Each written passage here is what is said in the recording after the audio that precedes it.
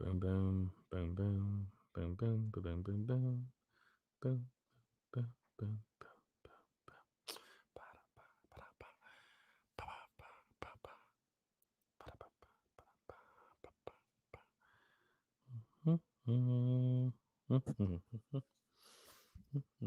boom.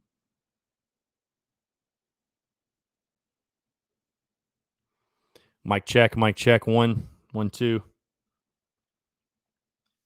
Okay, I'm just making sure it's still working. We are going to. Yeah, I figured. You know what? I'm just going to do it like another. This is kind of like another test today, I guess. But I'm going out of town tomorrow through Sunday, so I wanted to go ahead and get another one in before I left tomorrow. So yeah, you guys have questions, fire away. I mean, I'm kind of playing with the content right now, playing with the whole live streams, what I want to do. But I think the Daily Crow is probably going to come back in this capacity. And I think once we get to game week, so obviously not next week, but the following, once we get to game week, we'll have like a set time. We'll probably do this. But this is definitely something I want to do, like post game, like taking questions, pre-game, even whatever. So yeah, figured why not? Just recorded tomorrow's show. We're just in the studio hanging out. So if you guys have any questions, obviously feel free to fire away. But yeah, the burner is activated. The burner's in the building. Love it. Love to see it. Love to see it. The burner is causing hell on Twitter. I love that.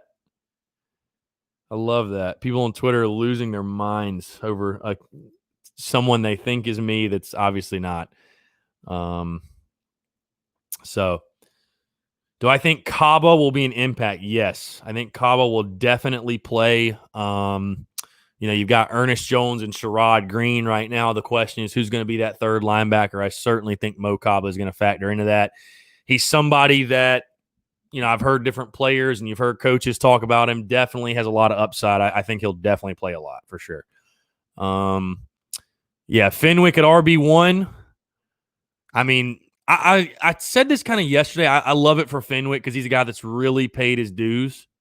Fenwick has certainly paid his dues, and I'm happy to see it for him. He's played well every time he's played, so I expect him to play well. I really do. I mean, I don't think there's anybody on this roster that's going to have the impact that Marshawn Lloyd would have had. I'll just go ahead and say that, but I think Fenwick's a solid option, no doubt. I think he's a solid option. Taylor Sykes, you think Ortre Smith might transfer? I think he might either transfer or he might retire from football, as crazy as that might. But we don't know. I mean, who knows? Who knows what will happen with that? It's unfortunate. I mean, you hate to see the injuries he's battled through and, just everything he's dealt with. So, Chad Herring, who would you like to see start at quarterback and why? So this is a great question.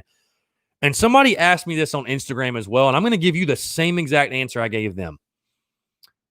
Breaking news. I genuinely do not care who starts at quarterback. I genuinely don't, whether it's Hill or Helinski. Just play the guy that gives us the best chance to win. There are pros and cons to both of them.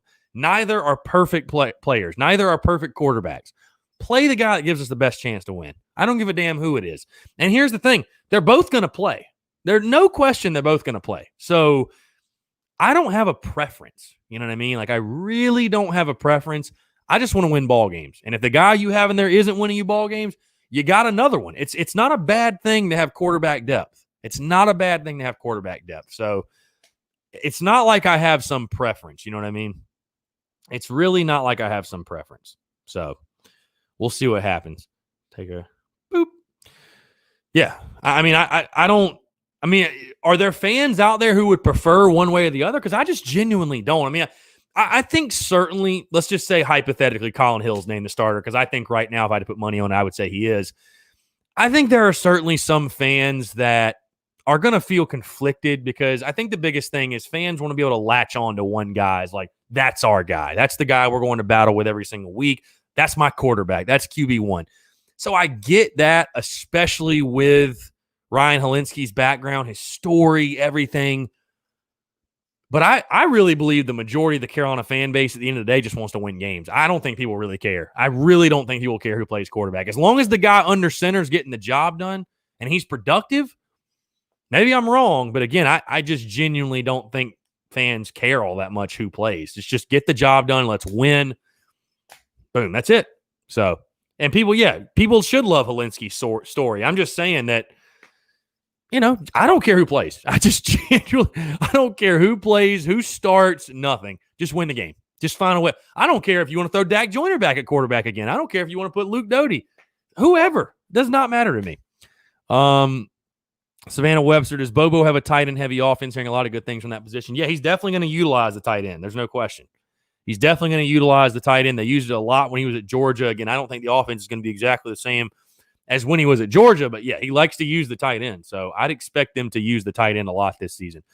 Brian Sisk, does it seem like our offensive line has something to prove this year? Should we be improved from last year?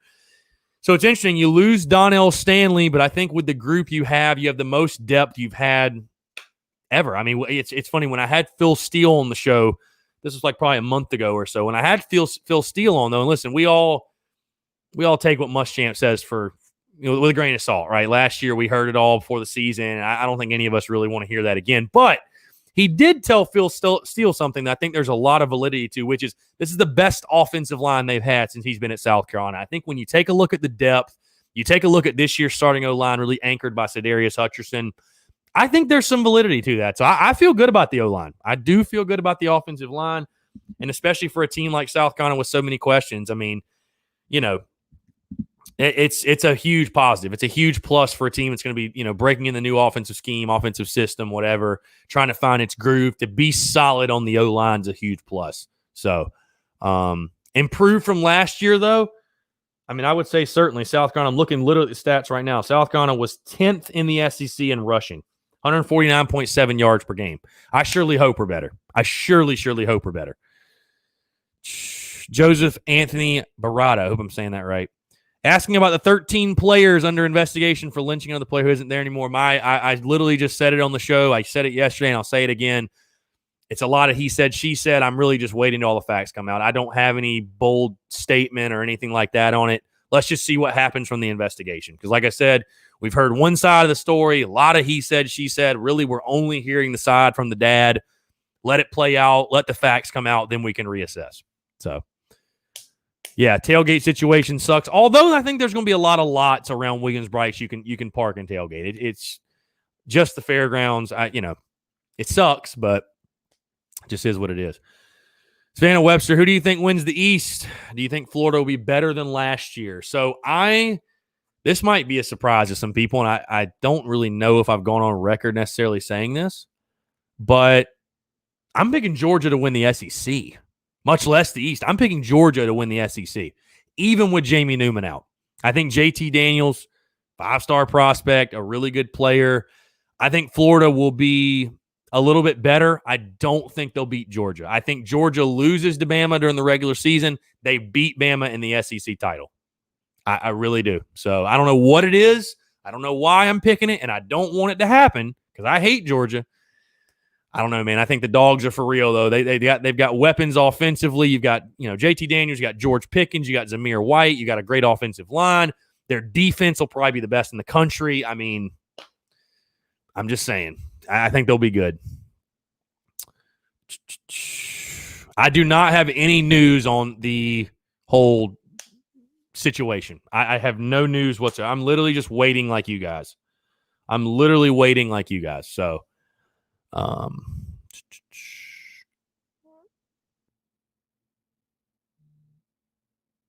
yeah. So,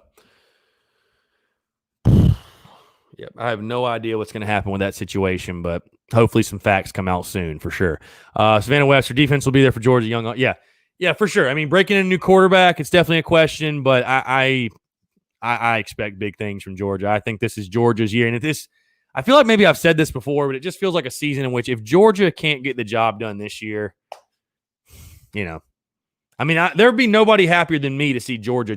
I'd love to see Georgia do that. I'd love to see Georgia fold again and fall again. I'd love to see it. Would love to see it. But you know, I think they're going to be good. I think they're going to be really, really good.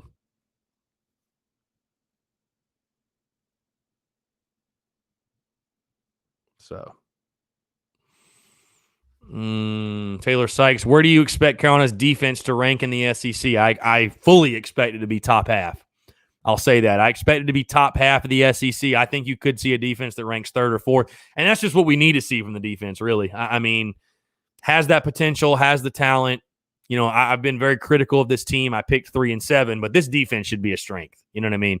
So in year 5 of Will Muschamp, if you're not taking that next step, if you're not a top half of the league defense, I just think that's going to be a major issue. I really do. So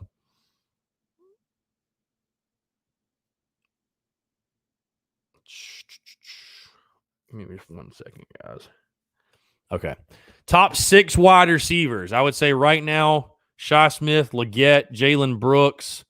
Then you look at Rico Powers. You look at probably a Luke Doty. I think Luke Doty's there. And the 6th one, you'd probably either say Dak Joyner or Mike Wyman. I would probably say that's your top 6 right now.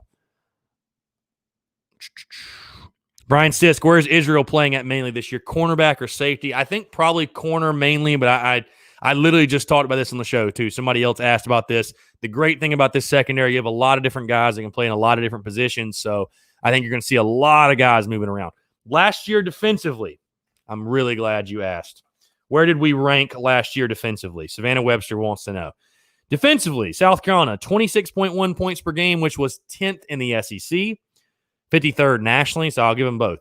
Rushing, 158 yards per game, 12th in the SEC, 66th nationally. Passing, 235 yards per game, 12th in the SEC, 80th nationally, and total 393 yards per game, 10th in the SEC, and 66th nationally. That is not good enough. I don't give a damn what you want to say. I understand the offense put this defense in some really, really bad positions last year, but that's not good. I mean, especially you think of the passing numbers. 12th in the league with the guys you have in the secondary. That cannot happen. I expect that number to jump way up, way up. I'd be shocked if it's that bad again. So, yeah, defense numbers were not good. They were not good. There's no way to sugarcoat it. They were not good. They were not good last year. So, I mean, it's tough. There's a lot of good defenses in the SEC, but at the same time, I mean, you've recruited so well on that side of the ball, and I really do feel like you have so much talent. Like, there's just no excuse not to perform. There's no excuse not to perform this year on defense. So, Ryan Hood, info on the accusations. I got nothing for you, brother. I'm waiting on the facts to come out just like you are. Just waiting on that to drop. I'm not making any type of bold statements or any type of drawing any conclusions until that happens. So, yeah, no, you're good. You're good. I it's just kind of wait and see. I think it's just wait and see right now. So, feel like our defense was solid. Those numbers kind of shock me, honestly. Yeah, and no, I agree. I mean, listen, I know the defense was put in some really tough positions, and you have to factor that in when you talk about defense, but those numbers just are not good enough. I mean, those numbers have got to get better. So Chad Herring, how well do you think Pickens will perform? I expect Pickens to make a major jump this year. So will he necessarily fill in the void left by Kinlaw? I think that's asking a lot of him, but I think Zach Pickens is going to have the biggest year 1 to year 2 jump of probably any player on the roster. I think he's going to be a big time player. I think he could be an all SEC player for South Carolina. So, Caleb Keefe, dark horse team in the SEC this year. Should I just say South Carolina? I'll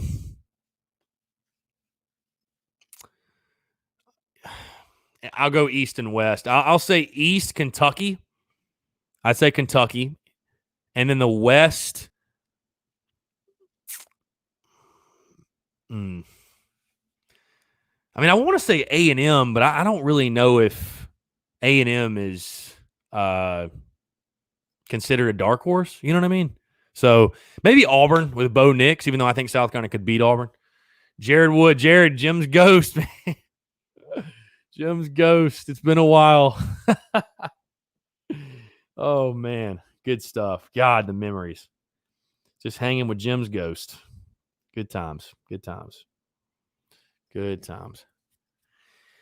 Let's see. Buddy Cecil, who would you pick to start quarterback and what's your backup pick? So, again, I'll tell you the same thing, buddy, I said earlier. I do not give a damn who starts at quarterback this year. I really don't.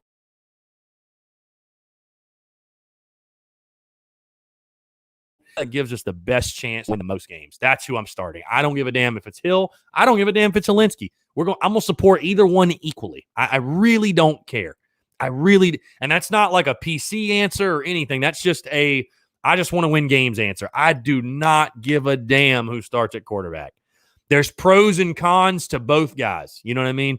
Pros and cons to both. I don't think there's a situation where it's just clear cut, whatever. So I don't give it. Whoever earns the job, that's who I want to start. So, never buy the A&M hype. I mean, you probably shouldn't because they never pan out on it. I hope this is the year. I don't think it's going to be, but I hope this is the year South Carolina finally beats them. It's just the losing streak is just absurd. So, hopefully this is the year we break through and get one against those guys for sure. So, but yeah, like I said at the beginning, I think the Daily Crow is going to be the return. We did the Rowdy Rooster radio thing. I still love the concept. I still love the idea. The platform I'm not a huge fan of, and I think this is much more interactive. This is a lot better. I like the video aspect. So like I said, I think once game week gets here, I'll probably set a time.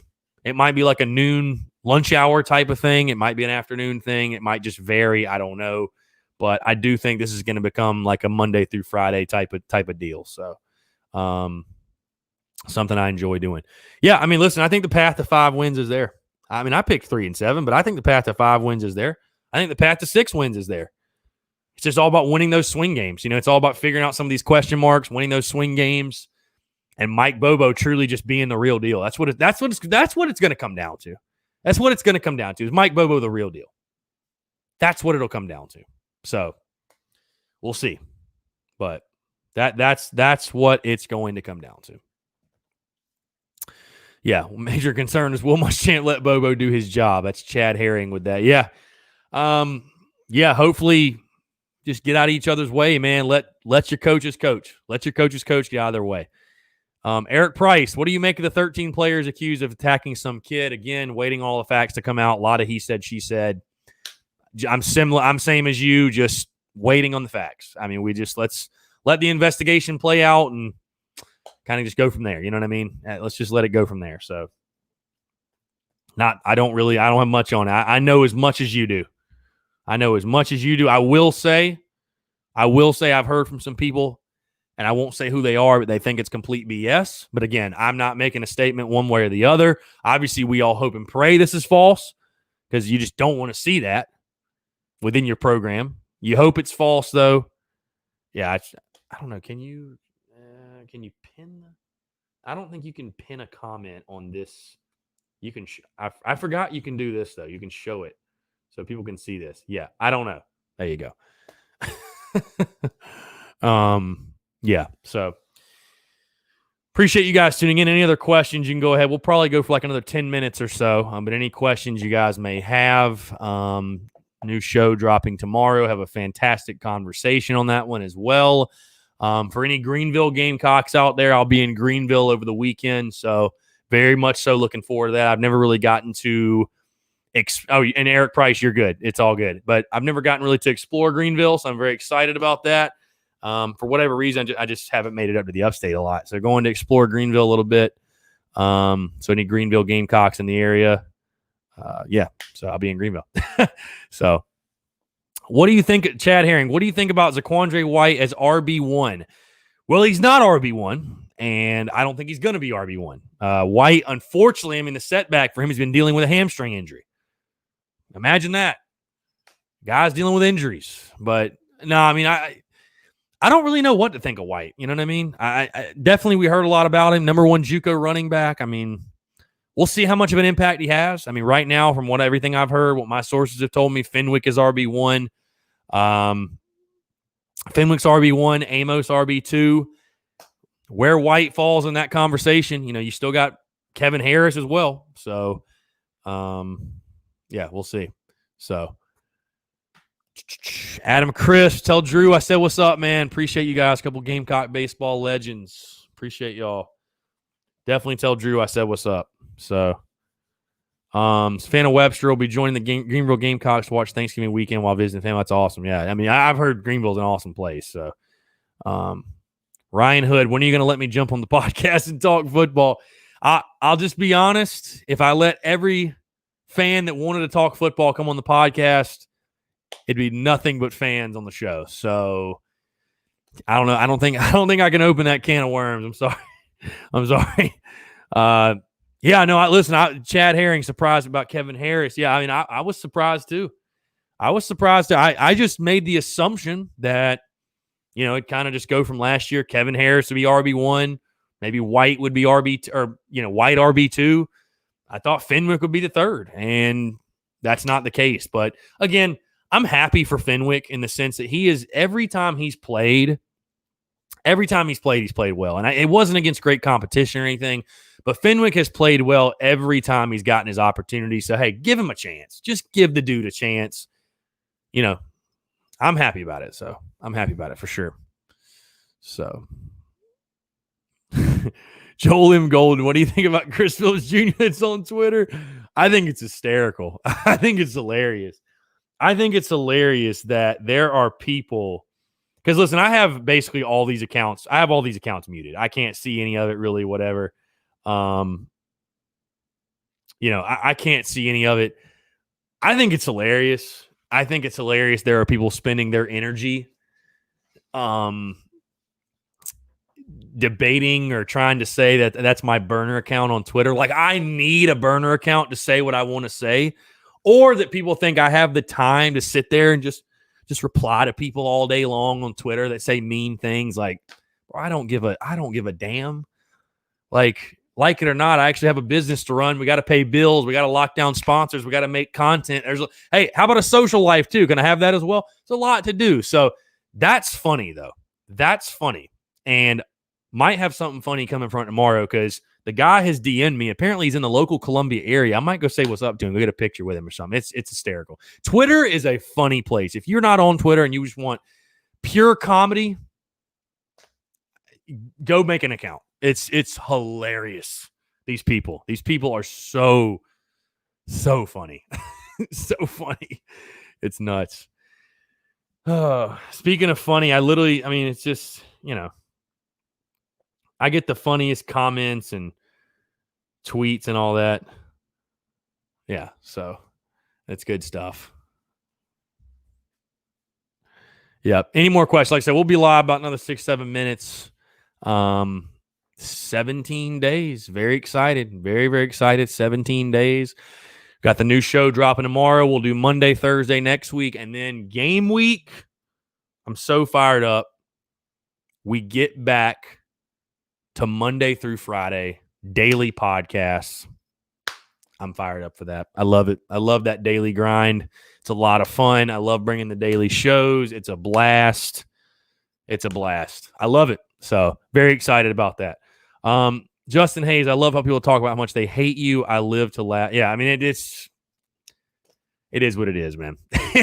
It comes with the territory. It's all good. You put your opinions out on a grand scale, and that's what's going to happen. But it's all love, man. It's all love. I truly, believe it or not, I truly do not have animosity in my heart for a single Gamecock fan out there. I really don't.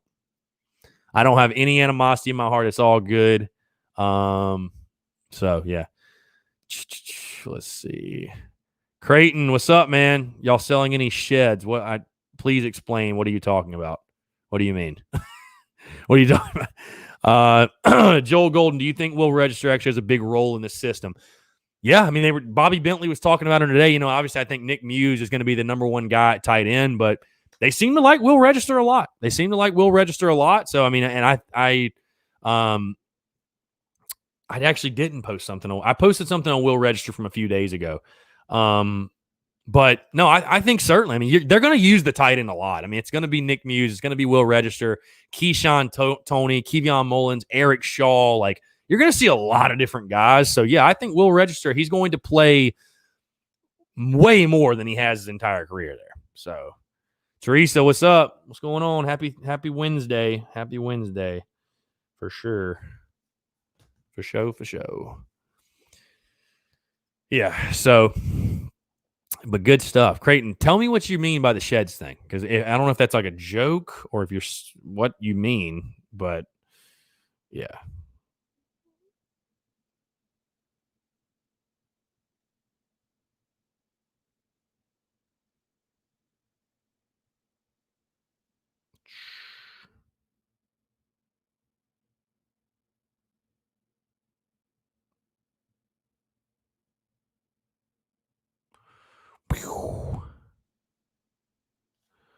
Let's see. Eric Price, let's go out of conference and see if you pick a team that might upset Clemson. Are you talking about on um their current schedule? Maybe Notre Dame beats Clemson, but I don't know, man. Ryan Hood, Amos is seen to make a push. Can he be that diamond in the rough? Is Doty really the fastest guy on the team? There's a lot of questions here. Hold on. We'll show it. Boom. All right. Can he be that diamond in the rough? Also, is Doty the fastest guy on the team? And how about Jalen Brooks locking down a potential starting position, granted the waiver? First off, Jalen Brooks, kudos to him. He's come in, played well, might lock down a starting job.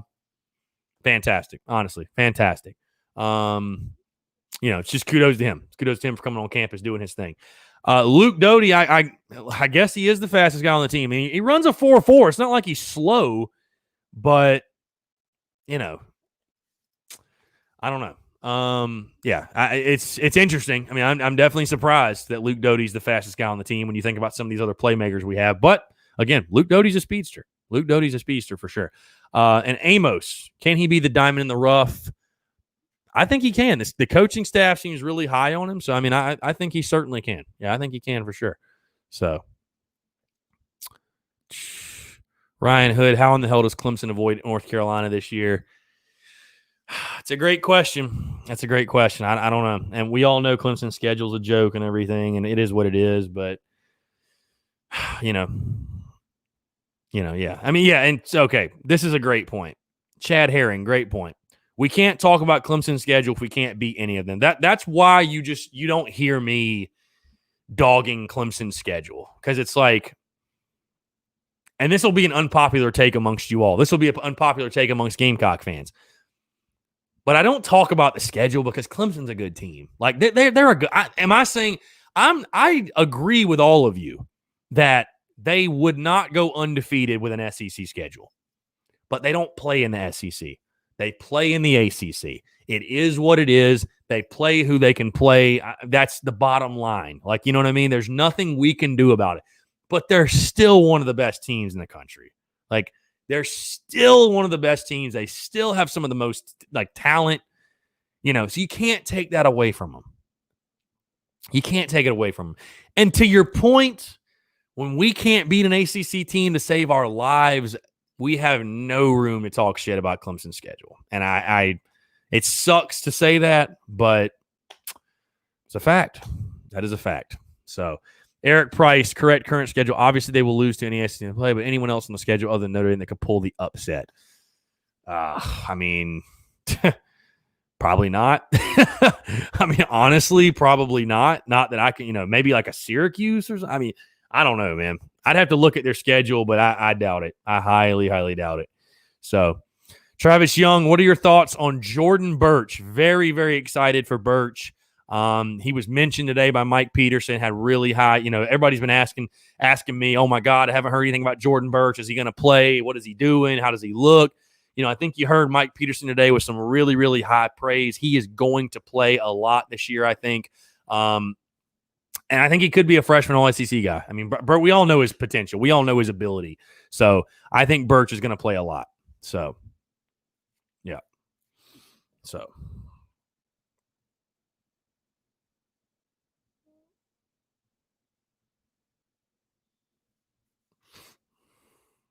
Mm-hmm.